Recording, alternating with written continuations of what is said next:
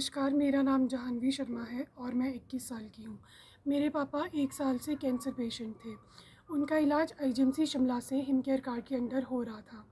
हमें 11 नवंबर को आईजीएमसी बुलाया गया था मेरे फ़ादर की कीमोथेरेपी के लिए।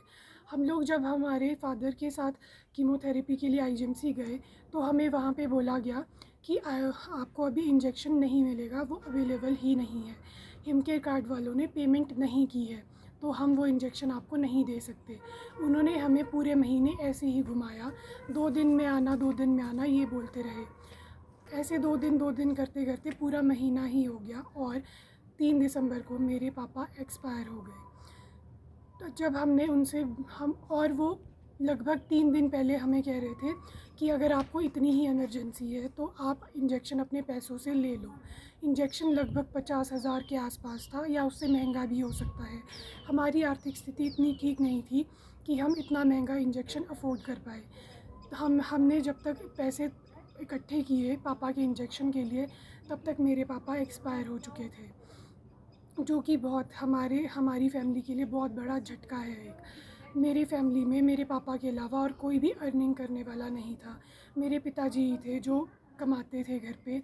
मैं अभी 21 वर्ष की हूँ और मेरा भाई भी छोटा ही है जो कि स्टडी कर रहा है और मेरी भी स्टडी ही चल रही है।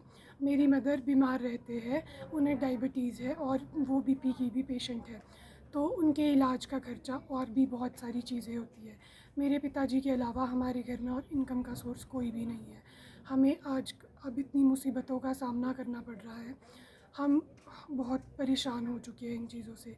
मैं बस यही चाहती हूँ कि इसमें जिसकी भी गलती है उसके ख़िलाफ़ कार्रवाई की जाए। मैंने जब सीएम हेल्पलाइन में फ़ोन किया और ये कंप्लेंट डाली कि मेरे फ़ादर के लिए इंजेक्शन अवेलेबल नहीं हो रहा है, वो नहीं किया गया हिमकेयर कार्ड के द्वारा, क्योंकि हमें हिमकेयर कार्ड का हमने पूरा प्रीमियम लिया हुआ था और जब उसे एक्टिवेट करते हैं तो उन्होंने हमें पैकेज भी पूरा दिया था।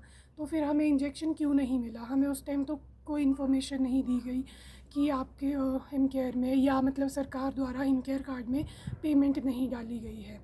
तो जब मैंने ये कंप्लेंट डाली तो सीएम हेल्पलाइन से मुझे ये बोला गया कि हम कुछ देर में फ़ोन करते हैं, और जब उन्होंने कुछ देर में फ़ोन किया तो वो कहते हैं कि ये हमारे अंडर आता ही नहीं है।